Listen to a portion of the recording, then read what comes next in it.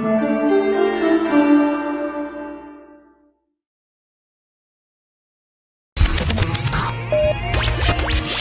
thought it was wonderful, and actually it's a reflection of how far we have come. As a young woman, I could not possibly have imagined that such a thing would have been on the television, that people would even understand what it meant. I brought up with the idea of the Glasgow Kiss meaning a very particular form of violence in Glasgow, and to turn it into something such a positive message about an inclusive Scotland where people can be comfortable with the person that they are, and also reflecting this, that changed from what it was like when I was a wee girl till now. When it's happened, it looked as if it was easy, that that's all you needed to do, but we know there was a long struggle by gay people themselves, by LGBT people themselves, forcing the political, to understand the politics of it, to change people's minds, change their attitudes, and win the argument. And it's through winning that argument, getting political change, changing attitudes, you get to a point where you can symbolise it in the way that you did in the Games. So it wasn't just a symbol, but a reflection of a long, hard battle by a lot of people in tough times to get us to a place where that change could be seen.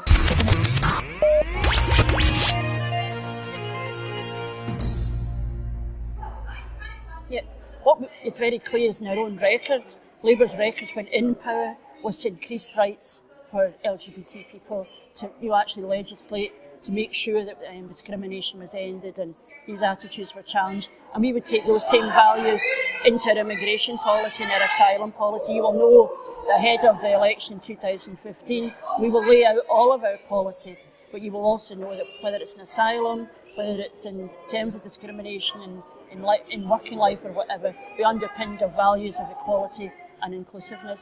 And we know that in many countries, the fact that you're gay continues to mean that you're persecuted, and that is unacceptable to a party that's rooted and committed to human rights right across the world.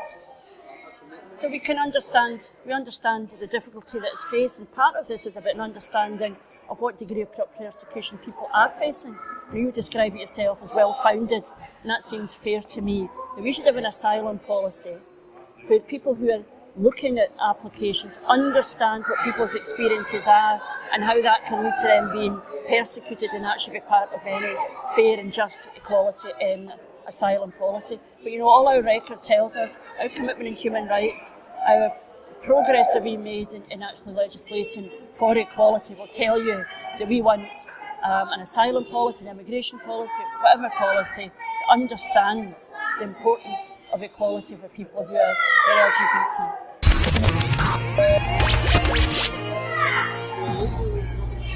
Absolutely. We understand the importance of international aid.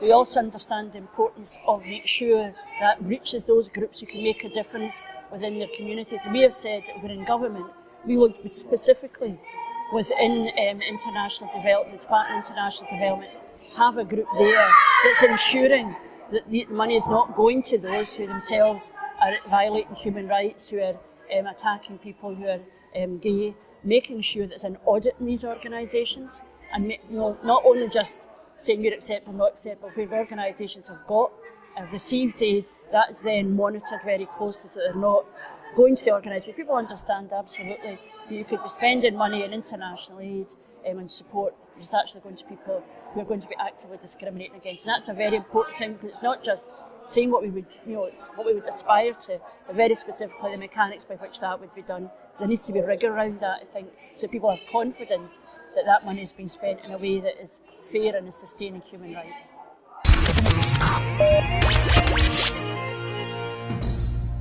Well, I think we've always said how important it is that these issues are discussed and debated. And speaking to people here, talking about how you connect to activists within the Commonwealth, is actually the Commonwealth Games has given that opportunity for us to understand properly what the demands and requests are of people who themselves are campaigning for greater equality within their own communities. That needs to go on. And of course it should be part of the Commonwealth agenda too, is how we address these questions of equality, fairness and attacks on discrimination. That is our life's blood, and I actually do think there's an importance for governments to be speaking about these things, but also across communities, across all of our networks, and politically in terms of campaigning, to make sure those debates and our campaigns are going on too.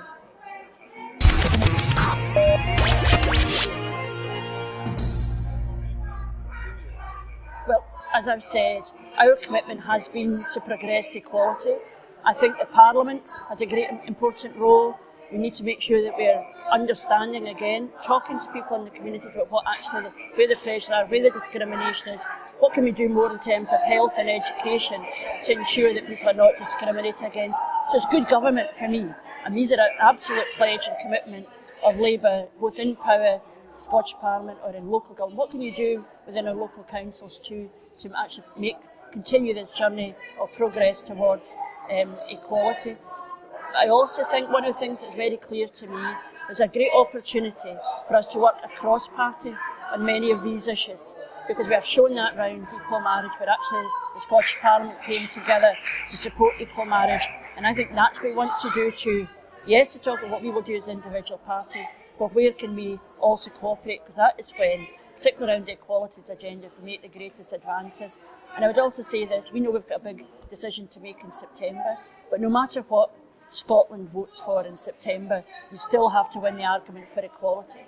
It will not happen inevitably. So whether we're yes or whether we know these challenges around equality, making sure that government services, that people's equal opportunities in work and so on, they have still got to be pushed further. So for me, it is about that debate, about how do you get an understanding of where the challenges are, and then how do you make a difference. That has always been my commitment politically, and it will continue to be so. One of the things we've said is we support the Scottish Government consulting on this. The bigger prize for us in the debate around equal marriage was that we made an absolute commitment that we were in support of equal marriage, what that meant to people right across Scotland, what it meant to individuals, and what it said about Scotland as a country was hugely important. We support that consultation, what that would then look like, and we'd be very interested to see what that consultation involves, and we will obviously as a party having our own consultation, meeting with organisation groups, to what extent this would be significant, does it matter, is it doable, and these are the things, I guess the questions that the Scottish Government themselves are asking, but everything that we do in this area is rooted in that idea of equality, and that everyone is a human being, whatever their sexuality, deserves to be treated with respect, and that we should find means by which, both in legislative terms and in every other way politically, to bring our children up to understand that. And in my lifetime, there has been a huge change in attitudes. I know my own family have attitudes that are open and, it's completely something for them. Almost the idea of discrimination, they almost don't understand. That's a degree of progress we've made. But we also know from listening to young people within the LGBT community, they still experience bullying, and we must keep that at the forefront in terms of taking that challenge forward.